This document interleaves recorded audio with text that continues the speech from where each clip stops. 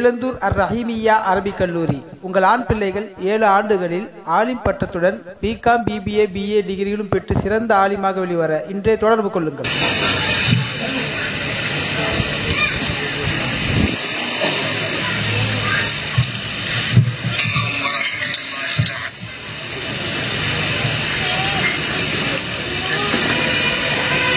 அஸ்ஸலாமு அலைக்கும் வரஹ்மத்துல்லாஹி தஆலா வபரகாத்துஹு. அல்ஹம்துலில்லாஹி ரப்பில் ஆலமீன்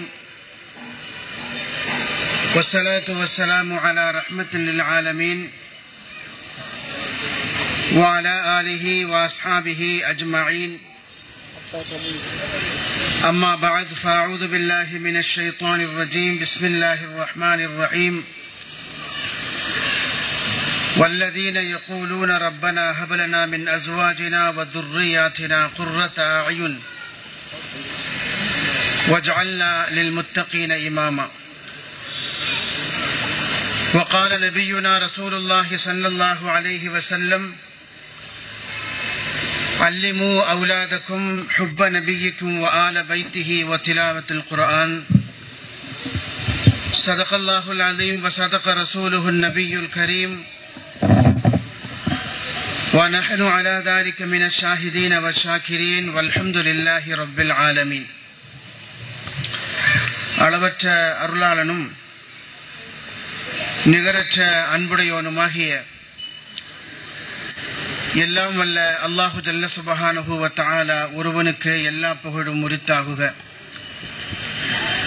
சலாத்தும் சலாமும் நம் உயிரினும் மேலான தலைவர் முஹம்மது ரசூலுல்லாஹ் ஸல்லல்லாஹு அலைஹி வஸல்லம் அவர்கள் மீதும்,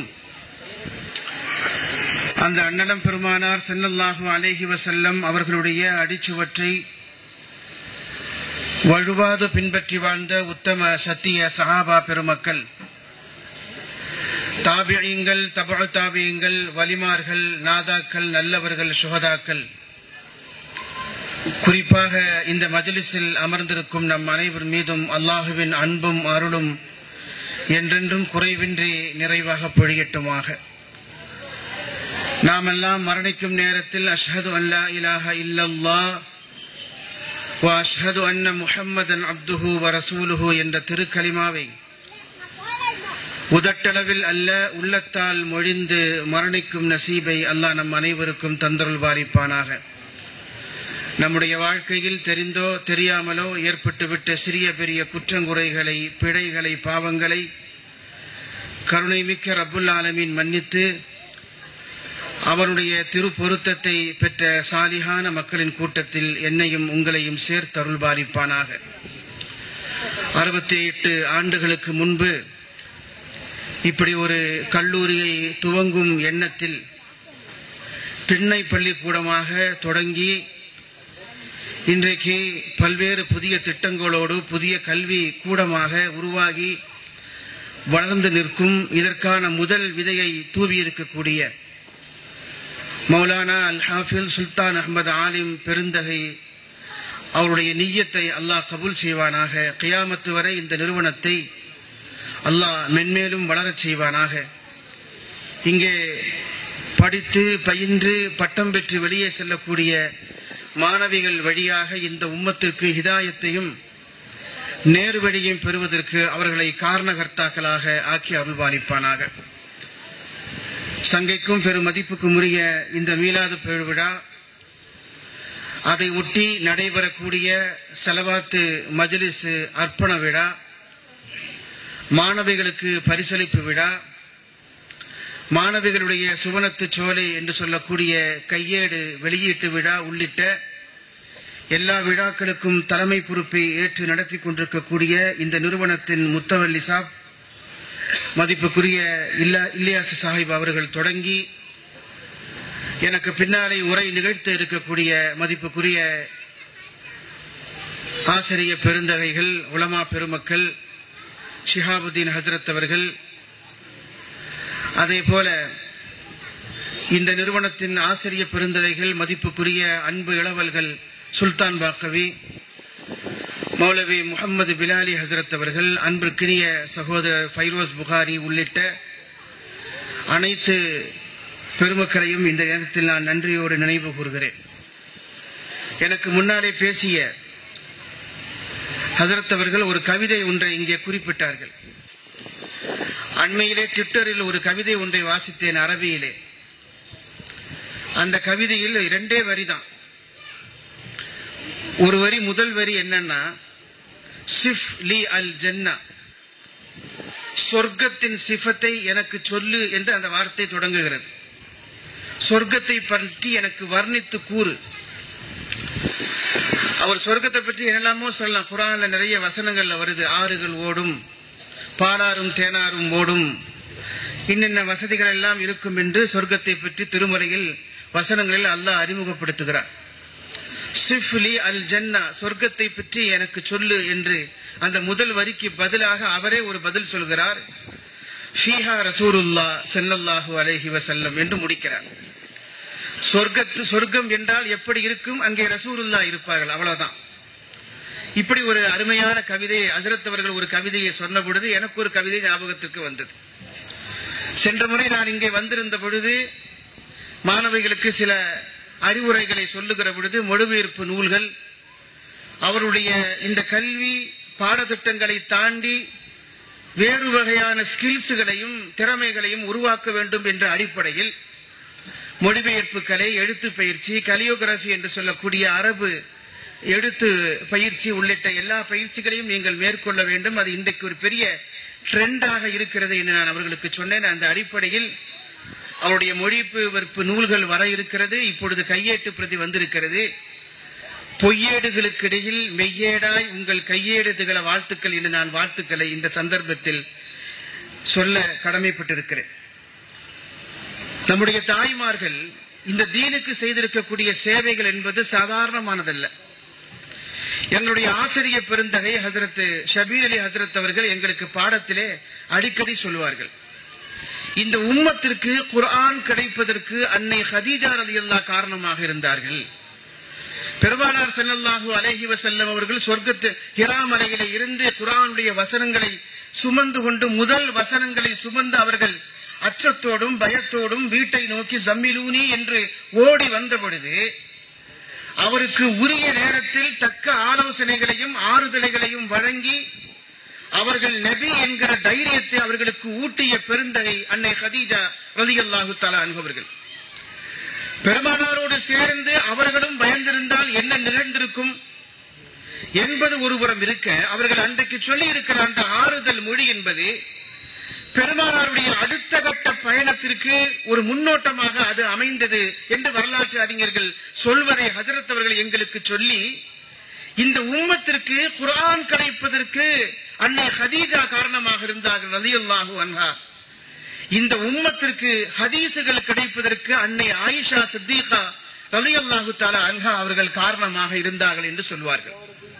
பெண்களில் அதிகமான ஹதீசுகளை அறிவித்தவர்கள் அன்னை ஆயிஷா சித்திகா ரலியல்லாஹு தஆலா அன்ஹா அவர்கள்.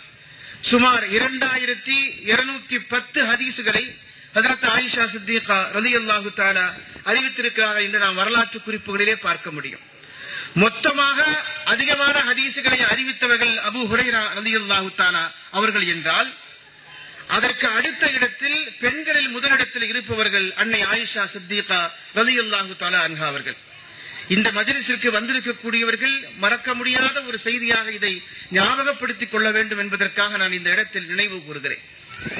பொதுவாகவே நம்முடைய மார்க்கத்திற்கு, மார்க்கத்தின் வளர்ச்சிக்கு இந்த தீனை நம்முடைய காலத்திலே இருந்து அடுத்த தலைமுறையிடம் பத்திரமாக ஒப்படைக்கக்கூடிய பெரும் பொறுப்பை காலந்தாரமாக யுகம் யுகமாக நூற்றாண்டுகளை கடந்து அந்த மகத்தான பணியை செய்து கொண்டிருப்பவர்கள் நம்முடைய தாய்மார்கள். இஸ்லாமிய வரலாற்றை, பொற்காலத்தினுடைய வரலாற்றை நாம் புரட்டி பார்த்தோம் என்று சொன்னால், நம்முடைய தாய்மார்கள் செய்திருக்கக்கூடிய சேவை என்பது, இந்த கல்விக்காக தீனை பரப்புவதற்காக செய்திருக்கக்கூடிய சேவை என்பது சாதாரணமானது அல்ல என்று நாம் பார்க்க முடிகிறது. உஸ்மானியா ஹிலாஃபத்துடைய ஆட்சி காலத்தில், உஸ்மானியார்கள் ஆட்சி காலத்தில் சுமார் 2500 பெண்கள் தங்களுடைய சொத்துக்கள் முழுவதையும் இஸ்லாமிய பல்கலைக்கழகங்களுக்காக, கல்லூரிகளுக்காக வக்ஃப் செய்திருக்கிறார்கள் என்று வரலாறு சொல்கிறது. புதிய வக்ஃப் திருத்த மசோதா சட்டம் வந்திருக்கிற பொழுது அதை குறித்து அந்த பாரம்பரியத்தை படித்து பார்ப்பதற்காக வரலாற்றை கொஞ்சம் புரட்டி பார்த்த பொழுது, உஸ்மானியர்களுடைய ஆட்சி காலத்தில் 2500 பெண்களுக்கும் அதிகமானவர்கள் தங்களுடைய சொத்துக்கள் முழுவதையும் இந்த தீனுடைய கல்வியை பரப்புவதற்காக, மார்க்கத்தை பரப்புவதற்காக அனைத்தையும் வக்ஃப் செய்திருக்கிறார்கள். அது எல்லாவற்றுக்கும் ஆவணம் இருக்கிறது என்று அதற்குரிய ஆவணங்கள் பேசுவதை பார்க்க முடியும். உலகத்தின் முதல் பல்கலைக்கழகமாக, பெண்கள் பயிலக்கூடிய பல்கலைக்கழகமாக இன்றைக்கும் அறியப்படக்கூடிய மொரோக்கோவில் உள்ள ஜாமியா கர்வானியா ஹிஜ்ரி 857ஆம் ஆண்டு தொடங்கப்பட்ட அந்த முதல் பல்கலைக்கழகத்தை தொடங்கியவர் ஃபாத்திமா அல் பிஹ்ரி என்று சொல்லக்கூடிய பெண்மணி. இப்படி அந்த கல்லூரியை குறித்து சொல்லுகிற பொழுது விக்கிபீடியா இப்படி ஒரு வார்த்தை சொல்கிறது, one of the largest spiritual and education centre of the Islamic golden age என்று. இஸ்லாமிய பொற்காலத்தினுடைய கல்வி நிலையமாகவும் ஆன்மீக நிலையமாகவும் திகழ்ந்தது இந்த ஜாமியா கர்வானியா என்று சொல்வதை நாம் பார்க்க முடியும். அந்த பாரம்பரியத்தினுடைய தொடர்ச்சியாகத்தான் நான் இந்த சுல்தானியா பெண்கள் அரபிக் கல்லூரியை பார்க்கிறேன். இங்கே இப்பொழுது இந்த கல்லூரியுடைய வளர்ச்சி என்பது அடுத்த கட்டத்தை நோக்கி நகர்ந்து இங்கே மாணவிகளுக்கு சீட்டே கிடைக்க முடியாத அளவுக்கு இதனுடைய வளர்ச்சி அதிகமாக இருக்கும் என்பதில் எந்த மாற்று கருத்தும் இல்லை என்பதையும், அதற்கு அடிப்படையாக விதையாக இருப்பது இதை வக்ஃப் செய்திருப்பவருடைய நிய்யத்து என்பதையும் நாம் ஆழமாக புரிந்து கொள்ள வேண்டும். ஒரு வாக்கிஃப் எந்த நிய்யத்தில் ஒன்றை வக்ஃப் செய்கிறாரோ அது கியாமத்து வரைக்கும் அதனுடைய பணியை அல்லாஹ் பொறுப்பேற்றுக் கொண்டு அதை நடத்தி கொண்டே இருப்பான் என்பதை நாம் கவனத்திலே கொள்ள வேண்டும். இந்த கல்லூரிக்காக அல்லும் பகலும் எல்லா வகையிலும் ஒத்துழைக்கக்கூடிய அதனுடைய ஆசிரியர் பெருமக்கள் தொடங்கி அதனுடைய நிர்வாக பெருமக்கள், அதற்காக எல்லா வகையிலும் ஒத்துழைக்கக்கூடிய அனைத்து பெருமக்களுக்கும் அல்லாஹ் இம்மையிலும் மறுமையிலும் எல்லா வகையான நற்கூலிகளையும் தந்தருள் பாதிப்பானாக என்று நபிகள் நாயகம் ரசூலுல்லாஹ்வுடைய வரலாற்றை பேசக்கூடிய இந்த புனிதமான மஜ்லிஸில் நானும் துஆ செய்ய கடமைப்பட்டிருக்கிறேன். பெருமானார் ஸல்லல்லாஹு அலைஹி வஸல்லம் அவர்கள் மீது மீலாது விழா என்பது ரசூலுல்லாஹ்வின் மீது நம்முடைய அன்பை வெளிப்படுத்துவதற்கான ஒரு அழகிய தருணம். பெருமானார் ஸல்லல்லாஹு அலைஹி வஸல்லம் அவர்கள் மீது நாம் எவ்வளவு முஹப்பத்து வைத்திருக்கிறோம் என்பதை இந்த உலகத்திற்கு சொல்வதற்கான ஒரு அரிய வாய்ப்பு.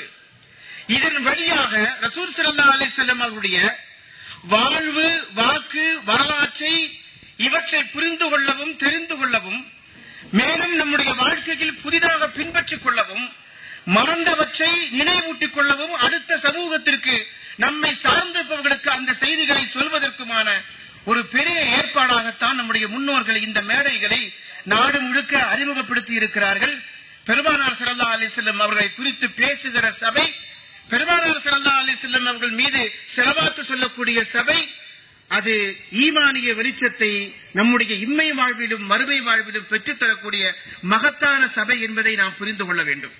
காரணம், எந்த சபைகள் ரசூலுல்லாஹ்வை பேசப்படுகிறதோ அந்த சபைகள் பெருமானாருடைய பெயரை உச்சரிக்கிற பொழுது, ஒருவர் ஸலவாத்தை சொல்லுகிற பொழுது அதை கேட்கிறவர் கண்டிப்பாக ஸல்லல்லாஹு அலா முஹம்மது என்று ரசூலுல்லாஹ்வின் மீது ஸலவாத்தை சொல்வார்கள். அப்படி என்றால் இந்த மஜ்லிஸை ரசூலுல்லாஹ் லைவாக பார்த்துக் கொண்டிருக்கிறார்கள். துஅரது அலைய ஸலவாத்து உம்மத்தி, என் உம்மத்தவர்கள் என் மீது ஸலவாத்து சொல்வதை அல்லாஹ் எனக்கு எடுத்து காட்டுகிறான் என்று பெருமானார் ஸல்லல்லாஹு அலைஹி வஸல்லம் சொல்லி இருக்கிற பொழுது, இன்றைக்கு 50 லட்சத்திற்கும் அதிகமான ஸலவாத்தை இந்த சபையிலே நம்முடைய சகோதரிகள், நம்முடைய தாய்மார்கள் அதற்கென்று மெனக்கெட்டு உட்கார்ந்து ஓதி இருக்கிறார்கள் என்றால் அதனுடைய பலாபலனை அவர்களும் அவருடைய சந்ததிகளும் இம்மையிலும் மறுமையிலும் அதனுடைய எல்லா கைரு பரக்கத்துகளையும் பெற்றுத்தரக்கூடிய புனிதமிக சபையாகத்தான் நான் இந்த சபையை நான் கருதுகிறேன் என்பதை நான் இந்த நேரத்தில் நினைவூட்ட கடமைப்பட்டிருக்கிறேன். எல்லாம் வல்ல ரப்பு சுப்ஹானஹு தஆலா இந்த சபையை அவரால் ஒப்புக்கொள்ளப்பட்ட சபையாக அங்கீகரிப்பானாக. சங்கைக்கும் பெரும் மதிப்புக்கும் உரிய அல்லாஹ்வின் நல்லடியார்களே, நாம் எல்லோரும் குழந்தைகளை பெற்றிருப்பவர்கள். குழந்தைகள் இறைவனுடைய கிஃப்ட், அவன் தந்திருக்கக்கூடிய அன்பளிப்பு. கவிக்கோ அப்துல் ரஹ்மான் சொல்வார், உங்களுடைய குழந்தைகள் உங்களுக்காக இறைவன் வழங்கிய வாழ்த்து மடல்கள், அவற்றை கசக்கி கிழித்து குப்பையிலே வீசாதீர்கள் என்று சொல்லுவார். நம்முடைய குழந்தைகள் இறைவன் நமக்கு தந்திருக்கக்கூடிய வாழ்த்து மடல்கள், அவற்றை கசக்கி கிழித்து குப்பையிலே போடாதீர்கள் என்று அவர் ஒரு கவிதையிலே சொல்லுவதை நாம் பார்க்க முடியும். அல்லாஹு ஜல்ல சுப்ஹானஹு தஆலா குழந்தைகளை குறித்து திருமறையிலே பேசுகிற பொழுது நிஅமத் என்று சொல்கிறான், பரக்கத் என்று சொல்கிறான், ஜீனத் என்று சொல்கிறான், அழகு என்று சொல்கிறான், அவனுடைய அருள் என்று சொல்கிறான், அவனுடைய ஐஸ்வர்யம் என்று அவன் சொல்லுகிறான். அதே போல அவனுடைய ஹிபத்து, அவனுடைய அன்பளிப்பு என்று குழந்தைகளை குறித்து ரப்பு சுப்ஹானஹு வ தஆலா பேசிக்கொண்டே வருகிற பொழுது ஒரு இடத்தில் அவன் சொல்லுகிறான், குழந்தைகள் ஃபித்னா என்று சொல்லுகிறான். குழந்தைகள் உங்களுக்கு சோதனை என்று அவன் சொல்லுகிறான். படைத்த ரப்பே ஆரம்பத்தில் அந்த குழந்தைகளை குறித்து அழகிய வார்த்தைகளில் வர்ணித்து விட்டு கடைசியாக அவனே அதை சோதனை என்று சொல்லுகிறான் என்று சொன்னால் அந்த குழந்தைகள் அருளா அல்லது ஆபத்தா என்பது நாம் எப்படி வளர்க்கிறோம் என்பதை பொறுத்து இருக்கிறது. அந்த குழந்தை நமக்கு கண்குளிர்ச்சியா அல்லது அந்த குழந்தைகள் நமக்கு சோதனையா, கண்ணீரை வரவழைக்கும் துயர காட்சியா என்பது நம்முடைய தர்பியத்தின் அடிப்படையில் தான் அது அமையப்பட்டிருக்கும் என்பதை நாம் புரிந்து கொள்ள வேண்டும். தொழுகையும் உள்ளிட்ட, அதே போல ஹஜ்ஜு உள்ளிட்ட, ஜகாத்து உள்ளிட்ட அது மட்டுமே இபாதத்து அல்ல. இஸ்லாமை பொறுத்தவரையில் தர்பியத்து என்று சொல்லக்கூடிய குழந்தை வளர்ப்பையும் அதை இபாதத்தாகத்தான் பார்க்கிறது. காரணம், நம்முடைய குழந்தைகள் இறைவன் நம்மிடத்தில் தந்திருக்கக்கூடிய அமானிதங்கள். அல்லாஹ் எதையெல்லாம் அமானிதமாக ஒப்படைத்திருக்கிறானோ அதை நாம் எப்படி பயன்படுத்தினோம் என்பதை குறித்து மறுமையிலே விசாரணை இருக்கிறது. எதுவெல்லாம் அல்லாஹ்வுடைய புறத்திலே இருந்து அமானத்தாக நியமத்தாக நாம் பெற்றிருக்கிறோமோ அது எல்லாவற்றுக்கும் ரப்பிடத்திலே பதில் சொல்லியாக வேண்டும். குழந்தைகளை தந்திருக்கிறார் என்று சொன்னால் அந்த குழந்தைகளை எப்படி வளர்த்திருக்கிறோம்? அவர்களுக்கு உடை வழங்குகிறோம், அவர்களுக்கு உணவு வழங்குகிறோம், அவர்களை பாலூட்டி சீராட்டி வளர்க்கிறோம், அவர்களுக்கு தேவையான கல்வியை வழங்குகிறோம், அவர்களுக்கு தேவையான திருமணத்தை நாம் செய்து வைக்கிறோம், அவர்களுக்கு என்னென்ன இந்த உலகியல் வாழ்க்கைக்கு தேவை இருக்கிறதோ எல்லாவற்றையும் செய்கிறோம். அது மட்டுமே தர்பியத்து அல்ல, அது மட்டுமே வளர்ச்சி அல்ல. அல்லாஹ்வுக்கும் அல்லாஹ்வுடைய ரசூலுக்கும் பிடித்த மாதிரி நாம் வளர்க்கிற பொழுது அதுதான் தர்பியத்தாக இருக்க முடியும் என்பதை நாம் புரிந்து கொள்ள கடமைப்பட்டிருக்கிறோம். அல்லாஹ்வுக்கும் அல்லாஹ்வுடைய ரசூலுக்கும் பிடித்த மாதிரி நாம் வளர்க்க வேண்டும். கால்நடைகளுக்கு தர்பியத்து என்பது இல்லை, ஹைவானாத்துகளுக்கு தர்பியத்து என்பது இல்லை. குழந்தைகளை வளர்க்கிற பொழுது பெற்றோருடைய பெரும் பொறுப்பாக அது இபாதத்தாக இருக்கிறது என்பதை நாம் விளங்கிக் கொள்ள வேண்டும். தர்பியத்தில் கோளாறு ஏற்பட்டு விட்டால், குழந்தைகளை வளர்க்கிற விஷயத்தில் நாம் அக்கறை செலுத்தாவிட்டால் அந்த குழந்தைகளே பெரும் சோதனையாக நமக்கு மாறிவிடும் என்பதை நாம் கவனத்தில் கொள்ள கடமைப்பட்டிருக்கிறோம். வேடிக்கையாக ஒரு உதாரணம் சொல்வார்கள். ஒருவர் வீட்டுக்கு முன்னாடி உட்கார்ந்து ஒரு மாம்பழத்தை சாப்பிடுகிறார். அந்த மாம்பழத்தை சாப்பிட்டு முடித்து அதனுடைய மாங்காய் விதை, மாங்கொட்டையை ஒருவர் என்ன செய்கிறார் என்றால் தன்னுடைய வீட்டினுடைய முற்றத்திலே அதை குழி தோண்டி புதைத்து அதை தண்ணீர் ஊற்றி கால்நடைகள் எதுவும் புசித்து விடாமல் அதை பத்திரமாக வளர்க்கிறார். அப்படி வளர்க்கிற பொழுது அந்த மாம்பழ செடி யாருக்கும் எந்த தொந்தரவும் இல்லாமல் அது வளர்ந்து பெரியதாகி அந்த வீட்டுக்கு நிழல் தரக்கூடிய மரமாகவும் அவர்களுக்கு காய்கனிகளை தரக்கூடிய மரமாகவும் அந்த மரம் இருக்கும். அதே நேரத்தில் ஒருவர் ஒரு மாம்பழத்தை சாப்பிடுகிறார். சாப்பிட்டு முடித்து விட்டதற்கு பிறகு அந்த மாங்கொட்டையை, அந்த மாம்பழத்தினுடைய விதையை வெளியிலே தூக்கி வேஷமாக வீசுகிறார். அப்படி வீசுகிற பொழுது வீட்டுக்கு வெளியிலோ அது மதில் சுவரை ஒட்டியோ அது அனாதையாக கிடக்கிறது. பெரிய மழை பெய்கிற பொழுது தெரிந்தோ தெரியாமலோ அது அவருக்கே தெரியாமல் அந்த மாம்பழ செடி கொஞ்சம் கொஞ்சமாக வளர்ந்து சாலைக்கு அந்தப்புறமாக வீட்டுக்கு இடையூறாக வருவோர் போவோருடைய தலையிலெல்லாம் தட்டுகிற அளவுக்கு அதனுடைய கொப்புகள் தொங்கிக் கொண்டு சாலை முழுக்க குப்பைகளை வீசுகிற அளவுக்கு அதனுடைய இலைதரைகள் காற்று வீசுகிற பொழுது வீசி எல்லோருக்கும் இடையூறாக இருக்கிற பொழுது அந்த சாலையிலே செல்லக்கூடியவர்கள் என்ன சொல்வார்கள்? வீட்டுக்காரரை அழைத்து, ஏங்க இந்த மாம்பழ மரத்தை கொஞ்சம் வெட்டி விடுங்க, போற வரக்கு ரொம்ப இறந்ததா இருக்குன்னு சொல்லுவாங்க. இதுதான் தர்பியத்துடைய வித்தியாசம். முறையாக வளர்க்கிற பொழுது அது பலன் தரும். முறையற்று வளர்க்கிற பொழுது அது எல்லோருக்கும் ஒரு ஆபத்தாகவும் சோதனையாகவும் அது மாறிவிடும். அந்த மாம்பழ செடியை போலத்தான் அது இருக்க வேண்டும் என்று பெருமக்கள் நமக்கு சொல்வார்கள். இன்றைய நவீன காலத்தில் மிகப்பெரிய சவால் எது என்று அறிஞர்கள் ஒரு பட்டியலை தயாரிக்கிறார்கள். அப்துல் ரஹ்மான் அல் அரீஃபி என்று சொல்லக்கூடிய உலக புகழ் பெற்ற கவுன்சிலிங் செய்யக்கூடிய மனநல ஆலோசகர், நிறைய புத்தகங்களை அவர் எழுதியிருக்கிறார். இன்றைக்கு சவுதியிலே அறியப்பட்ட ஒரு மனநல ஆலோசகர் அப்துல் ரஹ்மான் அல் அரீஃபி. இஸ்தம்தி ஹயாத்திக், என்ஜாய் யுவர் லைஃப் என்று சொல்லக்கூடிய அவருடைய அந்த ஒரு புத்தகம் மட்டுமே உலகத்தின் எல்லா மொழிகளிலும் மொழிபெயர்க்கப்பட்டிருக்கிறது. அப்துல் ரஹ்மான் அல் அரீஃபி ஒரு கட்டுரையிலே குறிப்பிடுகிறார், உலகத்தின் சவாலான விஷயம் என்பது ஒரு நாட்டை ஆள்வதல்ல, ஒரு ராணுவத்திற்கு தளபதியாக இருப்பதல்ல, ஒரு நாட்டின் பொருளாதார வளர்ச்சியை முன்னெடுக்கக்கூடிய பட்ஜெட்டை தயாரிப்பது அல்ல ஒரு சவாலான காரியம். இதுவெல்லாம் சவாலான காரியங்கள் தான். ஆனால் உண்மையிலேயே உலகத்தின் மிகப்பெரிய சவாலான என்று சொன்னால் தர்பியத், பேரண்டிங் என்று சொல்கிறார். குழந்தைகளை வளர்ப்பதுதான் உலகத்தின் சவாலான காரியம். குழந்தைகளை பெறுவது கஷ்டமான காரியம் அல்ல, அது ரொம்ப ஈஸியான காரியம். குழந்தைகளை பெற்றெடுத்திற்கு பிறகு அந்த குழந்தைகள் அல்லாஹ் திருமறையிலே சொல்வதை போல குர்ரத் ஆயுனாக, நமக்கு கண்குளிர்ச்சியாக, நமக்கு கட்டப்பட்ட குழந்தையாக, நாம் அந்த குழந்தை எப்படி வளர வேண்டும் என்று எதிர்பார்க்கிறோமோ அப்படி நம்முடைய கனவை நிறைவேற்றும் குழந்தையாக அந்த குழந்தை மாற வேண்டும் என்று சொன்னால் அதற்கான முயற்சிகள் என்பது சாதாரணமானதல்ல, அதற்கான போராட்டம் என்பதும் சாதாரணமானது அல்ல என்பதை அவர் மேற்கோள் காட்டுவதை நாம் பார்க்க முடியும். அவர் சொல்லுகிறார், உலகத்திலேயே பெரிய சவாலான விஷயம் குழந்தை வளர்ப்பது. நமக்கு அது சாதாரணமாக தெரியும். வேடிக்கையாக ஒரு கதை சொல்வார்கள். அக்பருடைய முகலாய மன்னர் அக்பருடைய சபையிலே பீர்பால் என்று சொல்லக்கூடிய ஒரு அரசவை ஆலோசகர் இருந்தார். அவர்தான் அக்பர் சிக்கலிலே மாட்டிக் கொள்ளுகிற பொழுது அவருக்கு நிறைய ஆலோசனைகளை சொல்லுவார். அக்பர் எவ்வளவு பெரிய சிக்கலில் மாட்டிக்கொண்டாலும் இவர்தான் அந்த பிரச்சனைகளுடைய முடிச்சுகளை அவிழ்த்துக் கொடுப்பார். ஒரு அதிபுத்திசாலியாக அறியப்பட்டவர். ஒரு முறை பீர்பால் அரசவைக்கு வருவதற்கு கொஞ்சம் தாமதமானது. அப்படி தாமதமான பொழுது அக்பர் முகத்தை சுருக்கிக் கொண்டார். இன்றைக்கு அமைச்சரவை கூட்டம் இருக்கிறது, அமைச்சரவை கூட்டம் இருக்கிறது என்று தெரிந்தும் நீங்கள் அரசவைக்கு ஏன் தாமதமாக வந்தீர்கள் என்று கேட்டபொழுது பீர்பால் சொன்னார், நான் என் குழந்தையோட கொஞ்சம் சமாளிச்சு அவனுடைய அழுகையெல்லாம் கொஞ்சம் நிப்பாட்டிட்டு அரசவைக்கு வருவதற்கு கொஞ்சம் லேட் ஆயிருச்சுன்னு சொன்னார். மன்னர் சிரித்தார்.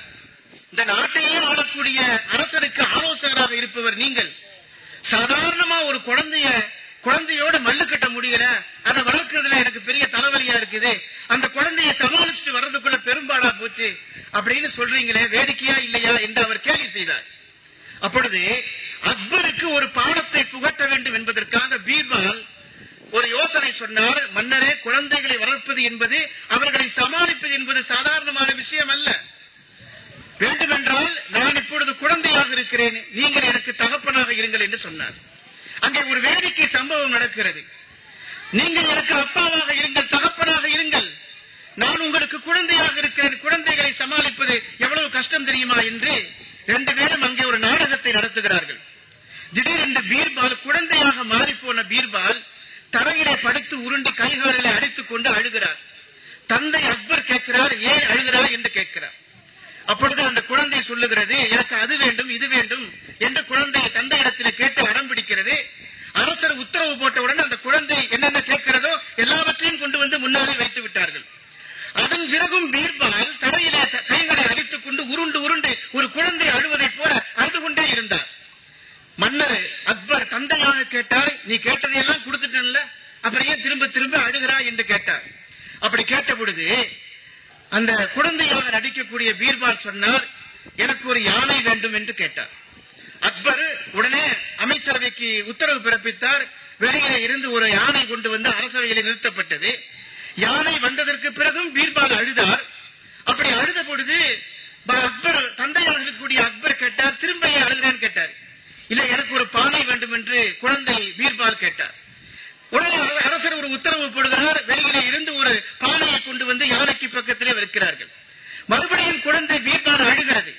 அப்படி அழுத பொழுது தந்தை அக்பர் மன்னர் கேட்கிறார், நீ கேட்டதெல்லாம் கொடுத்துட்டேன், யானையை கேட்ட யானையை கொடுத்துட்டேன், பானையை கேட்ட பானையை கொடுத்துட்டேன், இப்ப எப்ப அழுகுற என்று கேட்ட பொழுது பீர்பால் சொன்னார், அந்த யானையை இந்த பானைக்குள் இறக்கிவே என்று சொன்னார். இது சாத்தியமில்லையே என்று அரசர் சொன்ன பொழுதுதான் பீர்பால் சொன்னார், குழந்தைகளை சமாளிப்பது ரொம்ப கஷ்டமான விஷயம் என்று இப்பொழுது புரிகிறதா என்று கேட்டார். பெருமக்களை, குழந்தைகளை வளர்ப்பது என்பது ரொம்ப சிக்கலான விஷயம்.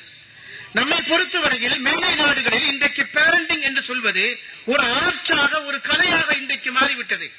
மேற்கத்திய பல்கலைக்கழகங்களில் பணம் கட்டி, வெஸ்டர்ன் யூனிவர்சிட்டிகளில் இன்றைக்கு பணம் கட்டி அதற்கென்று ஒரு வகுப்புகள் நடத்துகிறார்கள், குழந்தைகளை எப்படி வளர்ப்பது என்று. 1990 ஆண்டுகளுடைய கடைசியிலே இந்த பேரண்டிங் என்று சொல்லக்கூடிய கலை அறிமுகப்படுத்தப்படுகிறது. அதற்கு முன்பு வரை பேரண்ட் என்பது இருக்கிறது, பெற்றோர் என்று ஒரு கலை இருக்கிறது. ஆதம் அலைஹிஸ்ஸலாத்து வஸ்ஸலாம் எப்பொழுது குழந்தைகளை பெற்றுக் கொண்டார்களோ அவர்கள் பேரண்டாக அறியப்படுகிறார்கள். பேரண்டிங் என்று சொல்லக்கூடிய அந்த கலை 1990களில் தான் அறிமுகப்படுத்தப்பட்டது. காரணம், மேற்கத்திய உலகத்தில் இப்படி ஒரு கலை அறிமுகத்திலேயே இல்லை. திருமணம் செய்வார்கள், சில காலம் சேர்ந்து வாழ்வார்கள், அதன் பிறகு பிடிக்கவில்லை என்று சொன்னால் குழந்தையை ஏதாவது குழந்தைகள் பாதுகாப்பு மையத்திலே அனுப்பிவிட்டு கணவனும்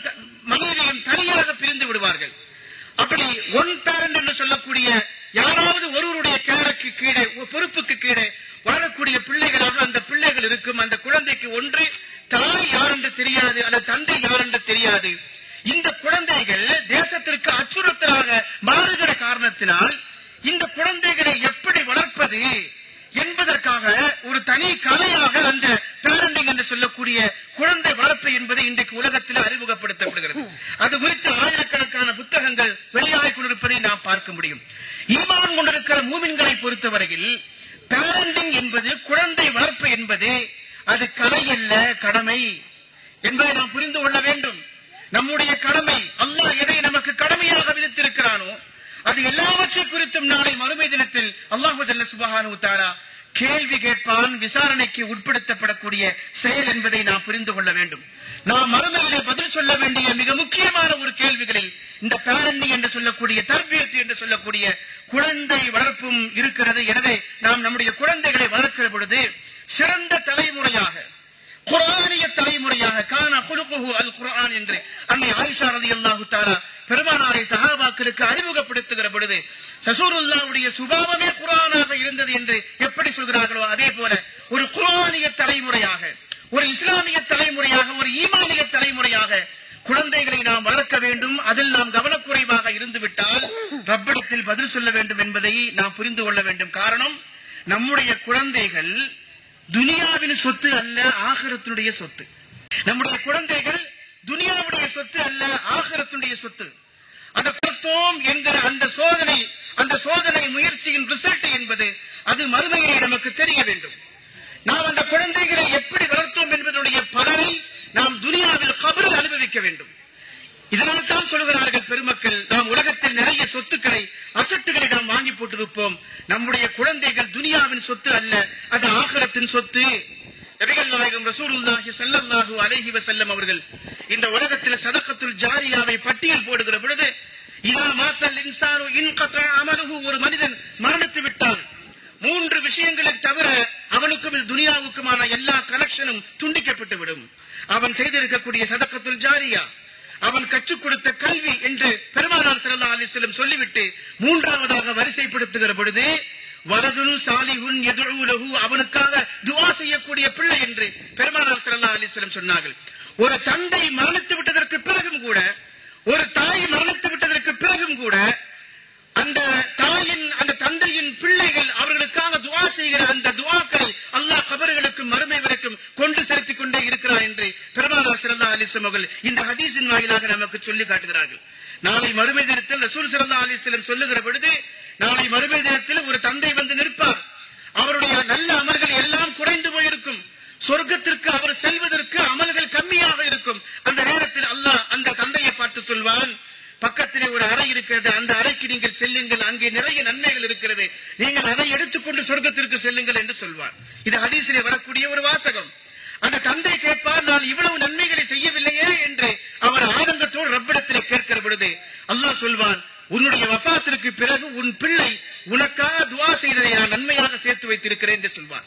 அதனால் தான் பெருமக்கள் சொல்கிறார்கள், குழந்தைகள் துனியாவின் சொத்து அல்ல. இந்த துனியாவுடைய வாழ்க்கையோடு நமக்கும் அவர்களுக்கும் கனெக்ஷன் துண்டிக்கப்பட்டு விட்டது என்று நாம் குழந்தைகள் விஷயத்தில் பேசிவிட முடியாது.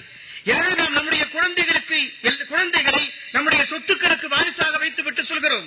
நம்முடைய வீடுகளுக்கு நாம் அந்த குழந்தைகளை வாரிசாக விட்டு சொல்கிறோம். நாம் கவலைப்படக்கூடிய செய்தி எது என்றால், நான் கபரில் இருக்கிற பொழுது என் குழந்தை எனக்காக துஆ செய்யுமா என்று யோசிக்கக்கூடிய செய்தியாக அந்த செய்தி இருக்க வேண்டும். நம்முடைய குழந்தைகளை குறித்து நாம் படக்கூடிய கவலைகளில் பெரிய கவலையாக, என்னுடைய சொத்தை அவன் பாதுகாப்பானா, என்னுடைய வியாபாரத்தை அவன் பாதுகாப்பானா, என் வங்கியில் இருக்கக்கூடிய இருப்பை அவன் பத்திரமாக பாதுகாப்பானா, அதை முறையாக பயன்படுத்துவானா, ஊதாரித்தனமாக செலவழிக்க கூடாது என்பதெல்லாம் அவனுடைய கவலையாக இருக்கக்கூடாது. நான் கபரிலே இருக்கிற பொழுது அவனுடைய துஆ எனக்கு வந்து கொண்டே இருக்க வேண்டும். அப்படிப்பட்ட குழந்தையாக என் குழந்தை இருக்கிறதா என்று யோசிக்க வேண்டிய கடமையும் பொறுப்பும் தாய்மார்களுக்கும் தந்தைமார்களுக்கும் இருக்கிறது. பெருமக்களே, நம்முடைய குழந்தைகள் சாலிஹான குழந்தைகளாக இருக்க வேண்டும். சொத்துக்களை பராமரிக்கக்கூடிய குழந்தைகளாக மட்டுமல்ல, நம்முடைய குழந்தைகள் சாலிஹான குழந்தைகளாக, நமக்காக துஆ செய்யக்கூடிய குழந்தைகளாக இருக்க வேண்டும். சாலிஹான குழந்தையை நாம் பெற வேண்டும் என்று சொன்னால் அந்த குழந்தையை பெற்றெடுக்கக்கூடிய தாய் சாலிஹான பெண்ணாக இருக்க வேண்டும். நபிமாருடைய மனைவியாக இருந்தாலும் கூட அவருடைய மனைவிமார்கள் சாலிகாக இல்லை என்றால் அவருடைய பிள்ளைகள் வேறொரு வாழ்க்கையை தேர்ந்தெடுத்துக் கொள்வார்கள். குர்ஆனிலே நிறைய நபிமாருடைய வரலாற்றை அல்லாஹ் பேசுகிற பொழுது லூத் அலைஹிஸ்ஸலாமுடைய கௌமை பற்றியும் அவருடைய பிள்ளையை பற்றியும் அவருடைய மனைவியை பற்றியும் அல்லாஹ் திருமறையிலே பேசுவதை நாம் பார்க்க முடியும். லூத் அலைஹிஸ்ஸலாமுடைய பிள்ளை ஒரு தவறான பாதையை தேர்ந்தெடுத்தான். அதற்கு யார் காரணம், யார் தூண்டுதல் என்று பார்க்கிற பொழுது லூத் அலைஹிஸ்ஸலாமுடைய மனைவி அதற்கு தூண்டுதலாக இருந்திருக்கிறார்கள் என்று நாம் பார்க்கிறோம் இல்லையா? நாம் நம்முடைய குழந்தை சாலிகான குழந்தையாக இருக்க வேண்டும் என்றால் நம்முடைய மனைவி சாலிகாக இருக்க வேண்டும். மனைவி சாலிகாக இருந்தால்தான் நபியாக இருந்தாலும் அவருடைய குழந்தை சாலிகான குழந்தையாக இருக்க முடியும் என்பதை திருக்குர்ஆனுடைய தஃசீரிலே பெருமக்கள் நமக்கு சொல்லுகிறார்கள். எனவே தர்பியத்தில் நாம் கவனக்குறைவாக இருந்துவிட்டால், வளர்ப்பில் நாம் கவனக்குறைவாக இருந்துவிட்டால் மரணம் வரைக்கும் அது நம்முடைய நிம்மதியை அது பறித்துவிடும். நிறைய பேரு ஒரே ஒரு குழந்தையை வைத்திருப்பார்கள், ஒரு ஆண் குழந்தையோ அல்லது பெண் குழந்தையை வைத்திருப்பார்கள், நிறைய சொத்துக்களை வைத்திருப்பார்கள். ஆனால் அந்த குழந்தை அந்த தந்தைக்கு கண்குளிர்ச்சியான குழந்தையாக இருக்காது. அவருடைய சொல் பேச்சை கேட்கும் குழந்தையாக அந்த குழந்தை இருக்காது. அவருக்கு சோதனையான குழந்தையாக அந்த குழந்தை இருக்கும். பள்ளிவாசலுக்கு தொழ வரக்கூடிய பெரும்பான்மையான பெருமக்கள் கைகளை பிடித்துக் கொண்டு என் பிள்ளைக்காண்டி துவா செய்யுங்க ஹஜ்ரத், என் சொல் பேச்சு கேட்க மாட்டேங்கிறான். ஒரே ஒரு பிள்ளை, அந்த பிள்ளைக்காகத்தான் நான் ஓடி ஓடி உழைக்கிறேன், அந்த பிள்ளைக்காகத்தான் நான் இரவு பகல் பாராமல் நான் வியாபாரத்தில் செல்வத்தை சேர்க்கிறேன். என்னுடைய வஃபாத்திற்கு பிறகு நான் என்னுடைய செல்வத்தை எல்லாம் அந்த பிள்ளைக்காகத்தானே விட்டு செல்கிறேன். அவன் சகவாசம் சரியில்லை, அவன் போக்குவரத்து சரியில்லை, அவனுடைய பழக்க வழக்கம் சரியில்லை, சொல் பேச்சு கேட்பதில்லை, இரவு நேரத்தில் தாமதமாக வீட்டுக்கு வருகிறான். அவனுடைய பழக்க வழக்கங்கள் அவனுடைய குடிப்பழக்கத்திற்கு ஆளாகிவிட்டான், போதை பழக்கத்திற்கு ஆளாகிவிட்டான். எனக்கு ஏதாவது துவா சொல்லிக் கொடுங்கள், என் பிள்ளை எனக்கு கண்குளிர்ச்சியாக பிள்ளையாக வர வேண்டும் என்று நம்முடைய கைகளை பிடித்து ஒரு துவாவை கேட்கக்கூடிய தந்தைமார்களை நம்முடைய பள்ளிவாசலை இன்றைக்கு நாம் அடிக்கடி பார்த்துக் கொண்டே இருக்கிறோம். நம்முடைய குழந்தைகள் அவர்கள் வளர்ந்து பெரிய பிள்ளைகளாக ஆனதற்கு பிறகு நமக்கு சோதனையாக, நமக்கு கஷ்டமாக, நமக்கு அவர்கள் பெரிய தலைவலியாக மாறுகிற பொழுது ஒரு துவா சொல்லிக் கொடுங்க ஹஜ்ரத்னு கேட்கிறோமா இல்லையா? ரசூல் ஸல்லல்லாஹு அலைஹி வஸல்லம் நமக்கு ஒரு துஆவை சொல்லிக் கொடுத்திருக்கிறார்கள். எப்பொழுது அந்த துஆவை ஓத வேண்டும் என்றால், என்றைக்கு நாம் அந்த குழந்தை வேண்டும் என்று ஒரு விதையை ஊன்றுகிறோமோ அன்றைக்கு அந்த துஆவை ஓத வேண்டும் என்று சொல்கிறார்கள். திருமணம் முடிந்து கணவனும் மனைவியும் இணையக்கூடிய முதல் இரவில் மனைவியின் முன்னெற்றி ரோமத்தை பிடித்து இப்படி ஒரு துஆவை நீங்கள் ஓதுங்கள். அல்லாஹும்ம ஜன்னிபின ஷைத்தான வ ஜன்னிபி ஷைத்தான அலாமா ரஸக்தனா என்று சொல்லக்கூடிய அந்த துஆவை ஓதுங்கள். நீங்கள் ஒரு வாரிசை உருவாக்குவதற்காக இணைகிறீர்கள். உங்களுடைய நிலத்தில் ஒரு விதையை நீங்கள் ஊன்றுகிறீர்கள். உங்களுடைய தலைமுறையை வாழ வைக்கும் ஒரு விதையை நீங்கள் குழந்தையாக நீங்கள் ஊன்றுகிறீர்கள். அப்படி ஊன்றுகிற பொழுது, விதையை ஊன்றுகிற பொழுது நீங்கள் ஒரு துஆவை ஓதுங்கள் என்று நபிகள் நாயகம் ரசூல் ஸல்லல்லாஹு அலைஹி வஸல்லம் சொல்கிறார்கள். நாம் ஆடம்பரமாக திருமணத்தை நடத்துகிறோம். அதே போல பரோபடமாக ஆடம்பரமாக பந்தாவுக்காக பெரிய பெரிய மண்டபங்களை பிடித்து நம்முடைய பிரஸ்டீஜை வெளியிலே காட்டும் விதமாக பெரும் பெரும் திருமணங்களை நாம் நடத்துகிறோம். அதற்கான எல்லா ஏற்பாடுகளையும் செய்கிறோம். என்னென்ன வசதி வாய்ப்புகளுடன் திருமணத்தை நடத்த வேண்டுமோ எல்லாவற்றையும் செய்கிறோம். ஆனால் அன்றைய இரவு இணையக்கூடிய அந்த தம்பதிகளுக்கு இந்த துஆவை பற்றி எந்த புரிதலும் இல்லை. பெரியவர்கள் யாரும் இந்த துஆவை சொல்லிக் கொடுப்பதும் இல்லை. இப்படி ஒரு துஆ இருக்கிறதாமே என்று அவர்கள் கேட்பதும் இல்லை. இந்த உறவின் வழியாக ஏற்படக்கூடிய தலைமுறை எப்படி ஒரு சிறந்த தலைமுறையாக இருக்க முடியும்? அந்த குழந்தை எப்படி கண்குளிர்ச்சியான குழந்தையாக இருக்க முடியும் என்பதை நாம் யோசிக்க கடமைப்பட்டிருக்கிறோம். அந்த குழந்தை பெரியவனாக மாறி அது நமக்கு சோதனையாக, கஷ்டமாக, துயரமாக மாறுகிற பொழுது துஆ சொல்லிக் கொடுங்கள் என்று கேட்கிறோமே. இன்றைக்கு நாம் விதையாக இந்த குழந்தையை ஒரு விதையாக ஊண்டுகிறோமோ அப்பொழுது இந்த துஆவை ஓதுங்கள் என்று நபிகள் நாயகம் ரசூல் ஸல்லல்லாஹு அலைஹி வஸல்லம் நமக்கு சொல்லி இருக்கிறார்கள். நாம் இந்த புலம்புவதை முதலில் நிறுத்த வேண்டும். நான் அவனுக்கு என்ன குறை வச்சேன், என் பேச்ச கேட்க மாட்டேங்கிறான், அவனை நினைச்ச உங்க உம்மா ரொம்ப கவலையாக இருக்கிறாங்க, அவங்க சாப்பிட மாட்டேங்கிறாங்க, அவங்க உடம்பே உருகி போச்சு, மாத்திரை சாப்பிட மாட்டேங்கிறாங்க, பிள்ளையை பத்தி ஒரே கவலையாக இருக்கிறது என்று பேசக்கூடிய தந்தைமார்கள், பெரியவர்கள் எத்தனை பேர் இருக்கிறார்கள்? அன்னையிலே சென்னையிலே ஒரு பெரிய திருமணம், ஒரே ஒரு பெண் குழந்தை. அவர் பெரிய அரசியல்வாதிகள் எல்லாம் அழைத்து ஒரு பிரம்மாண்டமான இடத்தில் பந்தெல்லாம் போட்டு திருமணத்திற்கான எல்லா ஏற்பாடுகளையும் செய்து விட்டார். திருமணத்திற்கு முதல் நாள் அந்த பெண்மணி அந்த மணமகள் இன்னொருவரோடு ஓடி போய் விட்டார். அவருடைய ஐடி கம்பெனியில வேலை பார்க்கக்கூடிய அந்த பெண்மணி, அந்த மணப்பெண் யாரோ ஒருவரோடு ஓடி போய் விட்டார். அவரை வெளியிலே தலை காட்ட முடியவில்லை, ஜமாத்திலே தலை காட்ட முடியவில்லை. எண்ணி 4 நாட்களுக்கு பிறகு அவர் ஹார்ட் அட்டாக்கினாலே இறந்து போனார்.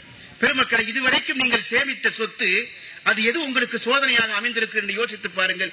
தர்பியத்து சரியாக இல்லாமல் போகிற பொழுது அது இபாதத்தாக கருதி நாம் செய்யாமல் போகிற பொழுது அது துனியாவுடைய வாழ்க்கையிலும் மறுமை வாழ்க்கையிலும் அது பெரிய சோதனையாக மாறிவிடும். அந்த தர்பியத்து சரியாக இருக்கும் பட்சத்தில் அதனுடைய நன்மை, அதனுடைய பயன் நம்முடைய கபருக்கும் அது வந்து கொண்டே இருக்கும், துஆவாக மறுமையிலும் நன்மையாக வந்து கொண்டே இருக்கும் என்பதை நாம் புரிந்து கொள்ள வேண்டும். நாம் அந்த தர்பியத்தில் கோளாறு ஏற்படுத்துகிற பொழுது நாம் பாலூட்டி சீராட்டி வளர்த்திருக்கக்கூடிய நம்முடைய கனவு குழந்தைகள் நாளை மறுமை தினத்தில் அல்லாஹ்விடத்தில் நம்மை வந்து காட்டிக் கொடுப்பார்கள். அதையும் அல்லாஹ் திருமறையிலே சொல்லுகிறான்.